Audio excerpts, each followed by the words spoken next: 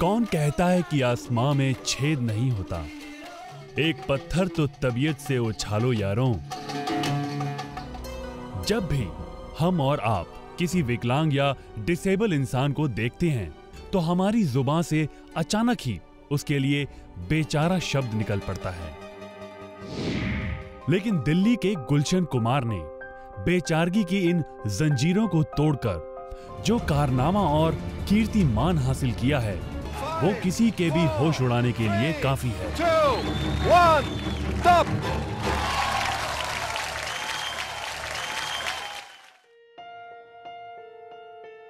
गुलशन का बचपन बेहद ही तंगहाली में गुजरा।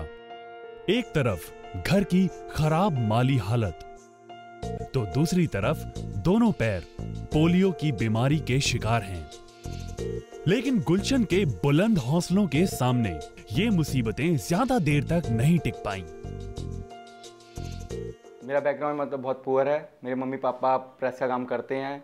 जब मेरे मोहल्ले में ये वर्कशॉप लगा था तो मम्मी पापा के दिमाग में ये था कि ये कैसे करेगा, मतलब अपना आने जाने का खर्चा कैसे निकालेगा, हम कैसे दे पाएंगे इसका खर्चा। लेकिन दूसरी बार गुरुजी ने वापस समझाया कि इसे हम पैसे दिया करेंगे, आने जाने का खर्चा, घर को भी संभालेगा।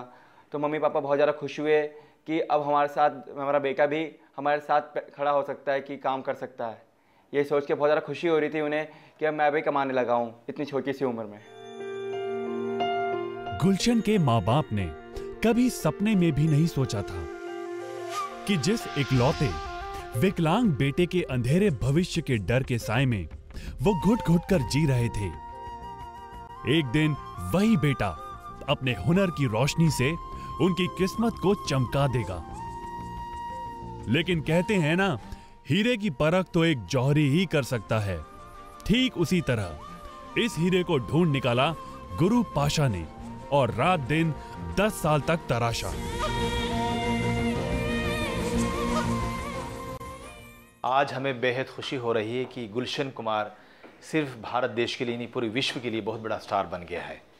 इससे ज़्यादा गुरु के लिए क्या चाहिए? गुरुजी ने मेरे मोहल्ले में एक कैंप लगाया था विकलांग बच्चों के लिए।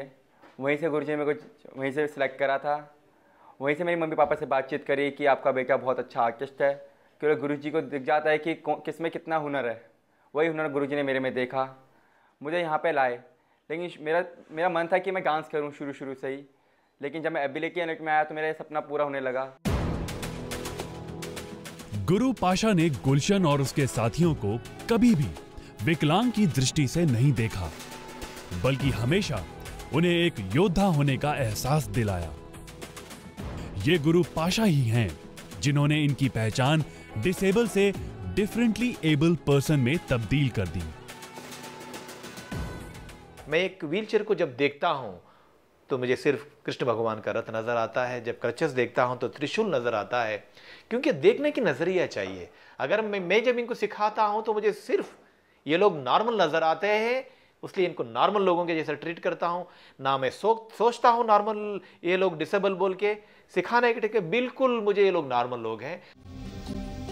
किस्मत के खेल से बेखबर जिस व्हीलचेयर को गुलशन बचपन से महज एक खिलौना और अपनी बैसाखी समझा था, वही व्हीलचेयर एक दिन उसकी सबसे बड़ी ताकत और सपनों तक पहुंचने का उड़न खटोला साबित होगी, ये कभी खुद गुलशन ने भी नहीं सोचा था।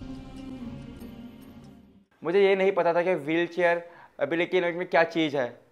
जब यहाँ पर आके आए, गुरुजी ने दिखाया कि ये व्हीलचेयर एक ऐसी चीज़ है जिसमें जान आती है जब कोई बैठता है।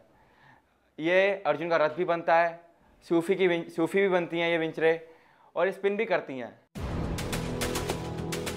भले ही ये लोग बिना सहारे के अपने पैरों पर खड़े नहीं हो सकते, लेकिन मौसीकी की हर लय और ताल पर अपने नृत्य के जौहर दिखाकर ये किसी भी इंसान के कदमों को झूमने पर मजबूर कर सकते हैं।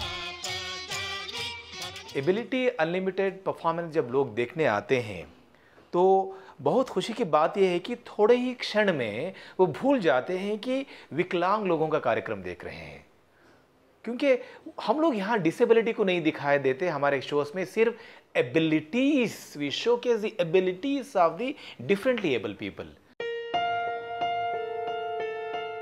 ये दास्तां तो सिर्फ एक गुलशन की है, लेकिन अगर कभी आप गौर से देखें तो आपको हर गली के नुक्कड़ पर एक खास हुनर और हौसलों से लबरेज ढेरों गुलशन मिल जाएंगे।